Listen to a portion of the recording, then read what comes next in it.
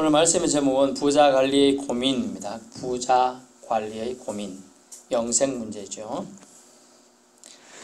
15절부터 17절까지 말씀은 우리는 주일날 비슷한 말씀을 보았습니다. 하나님 나라는 이런 자의 것이다. 이것이 이 15절 17절까지만 이런 자 누구냐 하면 어린아이다. 근데 어린아이는 복음의 순수성, 순진하다는 특징이 있죠. 순수성을 인정하며 믿는 자들을 말하고 있어요. 어린아이처럼 하나님을 전적으로 믿고 의지한다. 어린아이가 부모를 전적으로 신뢰하듯이 믿고 의지하는 모습을 보이는 자에게 천국은 허락된다 라는 것이 15절과 17절 사이의 사이죠. 그러면 오늘 18절부터 30절을 위주로 봅니다. 세상 그 무엇이라도 인간의 욕구를 만족시킬 것이 있을까요? 인간의 탐구욕은요, 과학을 발전시켜 편안함과 안락함을 제공해 주었습니다. 코지라는 영어로 코지가 COZY 편안하다 뜻인데 안마기가 아주 유명합니다. 300만 원 가까이 하는 넘는 곳도 있지만 아주 좋다고 하는데 그래 가끔 선전 보면 아들아 내가 이거 꼭 사달라는 거 아니다. 그래서 또 외국 이제 우리나라에 온 유학 온 외국 사람들 보면 최고로 인기 있는 게 안마기라고 해요. 서로 앉아 보려고. 그 젊은 아이들도 편안함에 아주 놀랐다고 합니다. 이 과학은 사람을 편안하게 하죠. 공간을 이동시킬 수 자유롭게 해줬어요. 예전에 시골 여기서부터 만약 서울 한양을 간다 생각해보세요. 한 2달 잡아야 되지 가잖아요. 요새 지금 제가 좀 속도 좀 내고 하면 4시간이면 갑니다. 서울까지. 그 정도로 짧아진 거예요. 자동차로 라는 문명의 아주 이로운 기계를 통하여 우리가 가능하게 된 거죠. 호기심도 새로운 세계를 찾고 추구하는 데 큰 기여를 했어요. 하나님께서는 자연 만물 속에 하나님을 알 만한 것들을 숨겨두셨다. 그걸 자연계시라고 합니다. 사도행전 14장 17절이고도 나오는데요. 한 부자인 어떤 관리, 근데 정확하게 보면 부자라고 처음엔 안 나옵니다. 18절 어떤 관리가 물으르되 유다를 가나라는 아마 어느 정도 이제 정부, 오늘날 말 공무원 같은 개념이에요. 관리가 찾아왔습니다. 그리고 예수님께 질문을 던져요. 우리가 어떤 거리에서 어떤 사람을 찾아왔을 때 정말 꼭 하고 싶은 질문만 한다고 그랬잖아요. 질문을 하는데 호기심을 충족하기 위해 왔든지 자기 만족을 위해서 나왔는지는 정확하지 않지만은 평생 동안 한 번 만날까 말까 한 분, 한 번 올까 말까 한 기회라고 할 수 있어요. 근데 그 분을 만났었어. 뭔 질문해야 할까 아주 심사숙고한 질문했어요. 선한 선생님이요, 내가 무엇을 하여야 영생을 얻으리까? 라는 질문을 했죠. 그러면서 부자는 예수님께 고민해 오던 그것을 질문했으니까 아마 확답을 주시리라, 좋은 답을 주시리라, 또 뭐 그런 기대감을 가졌을 수도 있고 뭐 이런저런 생각을 했겠습니다만은 어떻게 하면 내가 영생을 얻을 수 있습니까? 18절에 했죠. 참 똑똑하고 실속 있는 질문이죠. 왜냐하면 이 관리는 유대 지역이지만 아주 인정받고 사람들이 칭송을 받는 사람이었다고 다른 병행구절이 나와요. 그러다 보면 사람들이 칭찬을 받는다는 뜻은 뭡니까? 명예도 있죠. 또 뒷부분에 보니까 23절 그 사람이 큰 부자이므로 부자니까 부족한 것이 없이 자랐겠죠? 그렇게 부족하고 없는 사람이요. 명예도 있고 부도 있고 이런 사람이 찾아와서 하는 질문인데 그러다 보니까 영혼에 대한 생각을 아마 하게 된 것 같아요. 영생에 대한 문제. 그런 고민을 하게 되었어요. 근데 그 질문의 답을 주님은 네가 계명을 아느냐라고 물으면서 하나님께서 예수님께서 이렇게 네가 계명을 안 하니 말은 안다는 뜻이에요. 가늠하지 말라, 살인하지 말라, 공경하라 하였느니라. 예, 주님 제가 이것은 어렸을 때부터 알고 있고 다 지켰습니다. 예, 어떻게 자기 우쭐한 마음도 들죠. 주님이 대답을 또 이렇게 하시니까 나 어릴 때 지켜왔는데요. 이렇게 당연히 얘기하죠. 그러면서 이제 주님이 진실되게 그에게 하고 싶어 하는 말을 던져줍니다. 여러분이 어떤 해답을 들었을 때 그 대답은 두 가지로 작동한다 그랬죠. 옛날부터. 그렇습니다. 좋습니다. 하는 말이 있고 거부감이 생기는 말이 있어요. 마음에 거칠게 느껴지는 걸 거부감이라고 합니다. 본문에 뭐라고 합니까? 예수께서 이 말을 들어주시고 22절 네게 아직도 한 가지 부족한 것이 있으니 네게 있는 것을 따라해보세요. 네게 있는 것을 다 팔아 가난한 자들에게 나눠주라. 여러분 하겠어요? 전 못합니다. 뭐 별로 재산도 없지만은 저것도 못할 것 같아요. 이 말은 뭐냐면 네가 너를 지탱해주는 그 지탱물을 뺄 수 있겠느냐 이게요. 자, 늘 차를 타고 다니는 사람이 차가 만약 없다. 겁나게 불편합니다. 아주 스트레스 받는 일.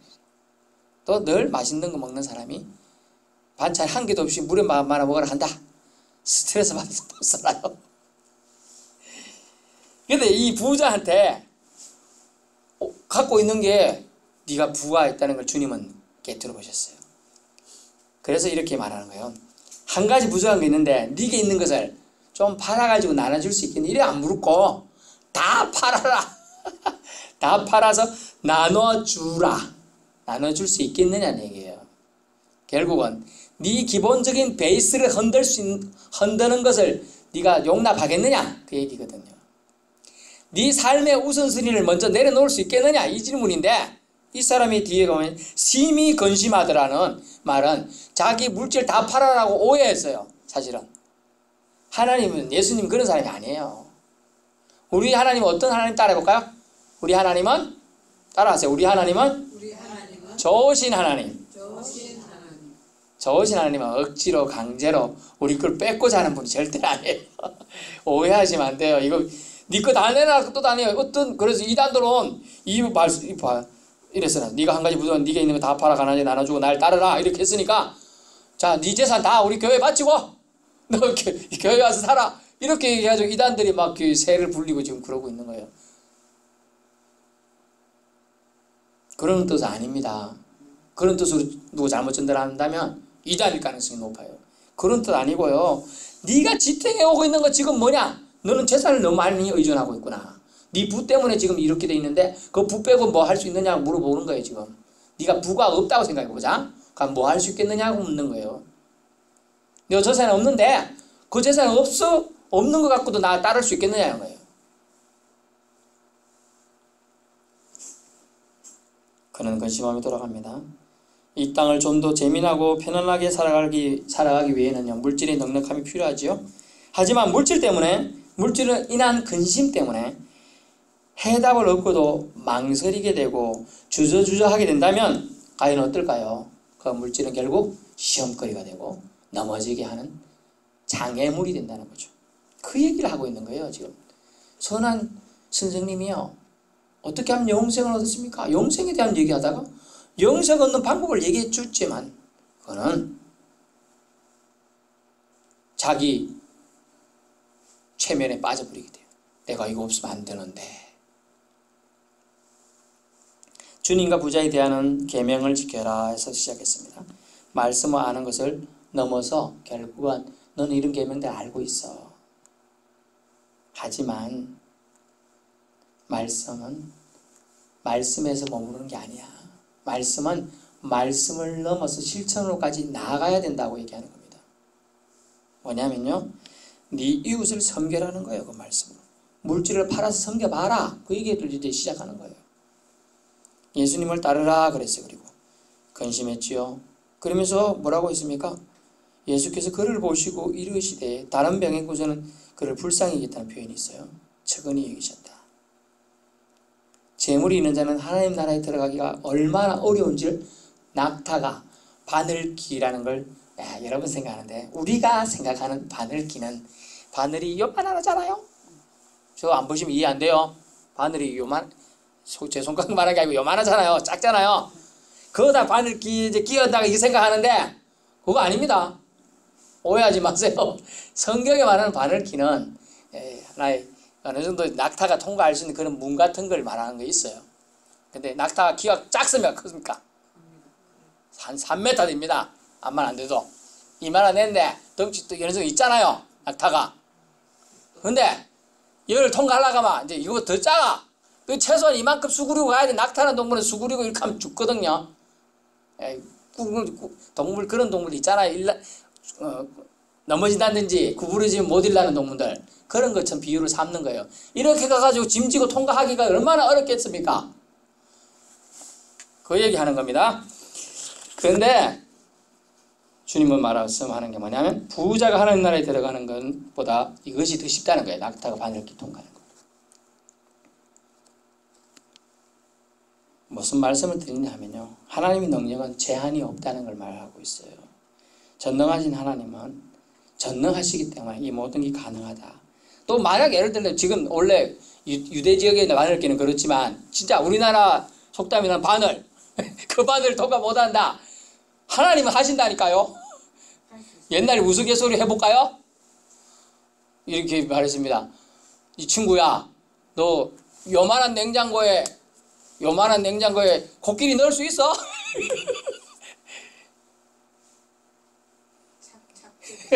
맞습니다. 탁탁 접어서 넣어야 된다 그래요. 웃기는 말로. 냉장고에 코끼리를 이만한 걸 넣을 수 있겠냐 말이죠. 그러나 하나님 말씀은 능치 못한 게 없는 줄 믿습니다. 수태 못하던 사람도 수태하게 하고 하는 것이 하나님의 능력이에요. 하나님 말씀이 떨어진 사람은 다 가능하다는 얘기를 말하고 있는 거예요. 영혼을 구원할 고민을 하게 되고 용기 내어 예수님을 찾아왔습니다. 그 사람은 질문을 하여 해답을 찾았지요. 하지만 그 가르침의 해답대로 살지 못한다면 마치 도수장에 끌려가는 소와 같다는 거예요. 도수장에 끌려가면 죽어서 고기가 된다는 신세. 그것과 같은 거예요, 사실은요. 해답을 알고도 사실 해답대로 살지 못하는 게 우리 인생 아닙니까? 예수 믿으면 좋은지 알아요, 사람들. 모를까요? 알아요. 이 마을 사람들도 알고, 서울 사람도 알고, 경기도 도민도 알고, 사천 시민도 다 알아요. 하지만 몸이 안 따라가는데요. 주일에 딴 데 가고 싶고 누자고 싶고 덜한 일 해야 되는데요. 아는 것과 이런 말이 있죠. 아는 것과 가르치는 것이 다르다. 아는 것과 실천하는 것이 다른 거예요. 아는 지식은 있을지 몰라도 지식은 풍부할지 몰라도 믿는 것은 다른 거예요.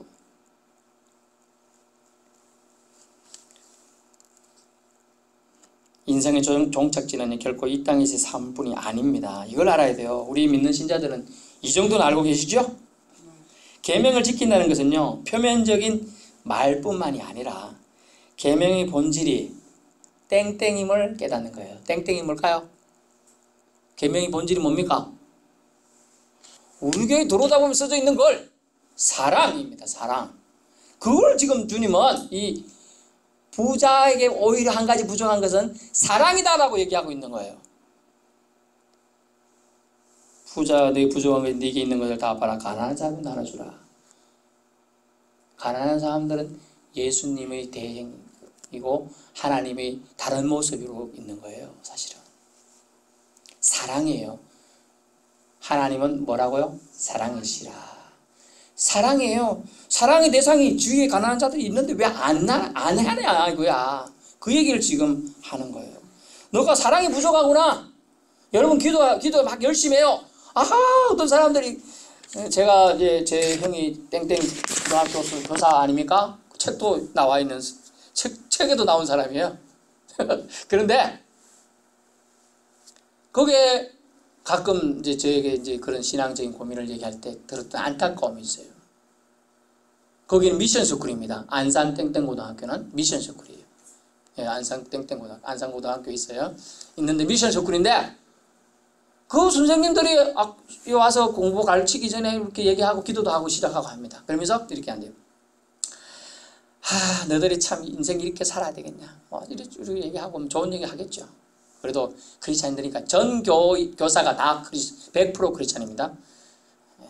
이사장은 이제 서울대에 나오시고 완전동학교 목사님이신데 그분이 하시는 뭐냐면 그렇게 얘기하는데 맨날 새벽기도도 한다 하고 하는 그 선생님이 겉과 속이 다른 모습을 아이들에게 보였을 때 실망의 아이들이 너무 크다는 거예요. 이해 안 되셔요? 믿음이 있다고 하고 맨날 난 새벽기도 간다, 너들도 신앙생활 하려면 교회도 가고 믿음생활 해라, 기도해라 이렇게 말은 했어. 그런데 기도한 사람이 사랑의 모습은 없고 오히려 세상적인 것만 너무 강조하는 모습을 보니까 아이들이 상처가 깊어지는 거예요. 학생들이 그 감수성 예민할 때 아닙니까? 고등학생들이 이상과 현실의 괴리 차이에서 얼마나 상처받습니까? 그 아픔을 얘기하는 거예요. 그 아픔. 네가 하나님의 계명을 지켰다고 하느냐 지금? 너는 유대인의 관리가 아니냐? 그러면서 이제 네 주위에 있는 그 가난하고 힘들고 어렵고 낙심되고 죽고 싶어서 미치는 사람들 주위에 널려있지? 근데 너 그들에게 뭐 했어? 지금 그 얘기하고 있는 거예요. 하나님 사랑을 지금 실천하고 있느냐 없느냐? 그 얘기하고 있는 거라니까요. 네가 하나님 사랑하고 계명 지킨다는 건 그 이론적인 계명이 아니야. 실천하는 계명, 사랑을 담아서 조금이라도 행동을 보여봐라. 다 팔아란 말에 안 되는데 이게 아니에요. 그 말씀을 그에게 그친게 된 것이 그가 모든 것을 문자적으로만 받아들였기 때문에 문자적인 받아들일 게 아니에요. 하나님의 사랑을 네가 이제 표현하기 해봐라. 시작해봐라. 너가 하나님의 사랑을 펼쳐봐라. 네가 아는 그 신앙에서 머물지 말고 이제 펼치는 신앙으로 나아가라고 얘기하고 있는 겁니다. 그래서 하나님이 사랑하시는 사람을 향한 애정, 구제 손길을 펼치는 것을 그에게 요구했던 거예요. 29절 30절. 그러니까 베드로는 역시 여기서 꼭 한 소리를 하죠. 어린아이. 제가 그래서 베드로를 좋아한다니까요. 어쨌든 맞든 틀리든 간에 베드로는 말을 합니다. 뭐라고 합니까? 우리가 우리의 것을 다 버리고 주를 따랐나이다. 맞는 말을 했어요 오늘은. 근데 이게 무슨 말이에요? 나는 저 사람하고 다르다. 그랬죠. 저 사람 부자지만은 예수님 못 따른다 가는데 저는 다 버렸다니까. 베드로가 어땠어요? 배하고 가족 버리고 따라갔잖아요. 그 버렸다는 의미를 예수님이 말한 버림, 베드로가 말한 버림, 이게 버렸다는 게 완전히 뭐 이렇게 배척 그런 게 아닙니다. 나중에 보면요, 베드로가 장모가 아프니까 예수님을 모시고 가서 예수님 베드로 장모를 고쳐달라고 하고 합니다. 열병에 걸려 장모가 죽어가고 있는데요. 그리고 즉시 예수님 가서 낫고 합니다. 지중 덜미나 나중에. 그런 뜻이 아니에요. 여러분 버린다 하니까 와 이거 부모 자식 관계도 끊고 이게 뭐 하는 짓이고 이게 아닙니다. 우선순위에서 약간 내려놓는다는 뜻이에요. 우선순위에서 하나님 나라를 위해 버린다는 의미는 펼친다는 뜻이에요. 오히려 펼친다. 결코 하나님은 나 몰라 하지 않습니다. 나 모르겠다 안 합니다. 하나님 나라를 위해서 펼친 사람을 버린 자라고 표현하고 있어요. 30절. 현세 여러 배를 받고 내세 영생을 받지 못할 자가 어때요? 있다 없다? 없느니라. 없다는 거예요. 다 하나님이 영생도 그냥 준다는 거예요. 영생을 얻게 해주신다. 현세의 축복, 내세의 축복, 궁극적인 영생의 삶까지도 책임져 주시겠다고 하십니다. 하나님 나라는 결국 사랑의 나라인 것입니다. 부자처럼 계산하기보다는, 그래서 좀 전에 15절 17절 짧게 말했지만 어린아이처럼 순수하게 순종으로 받들고 세워지는 나라, 그 나라가 바로 하나님 나라입니다. 순진하게 세워지는 나라. 계산하면 너무 힘들어요. 수학 못하는 사람은 맨날 빵점 맞아요. 천국에는 그거 상관없어요. 뭐만 하면 돼? 예수님만 믿으면 돼요. 예수님만. 잘못된 욕심으로 영혼까지 사탄에게 저당 잡혀 살겠습니까? 고민을 기도로 바꾸십시오. 기도로 바꾸셨습니까? 해답을 얻었습니까? 그렇다면 실천할 힘을 달라고 기도하십시오. 이제는 실천할 힘을 주십시오. 순종의 실천으로 하나님 나라로 점점 더 가까이 나아가 구원의 기쁨을 온전히 누리시기를, 영생을 얻으시기를 축원합니다.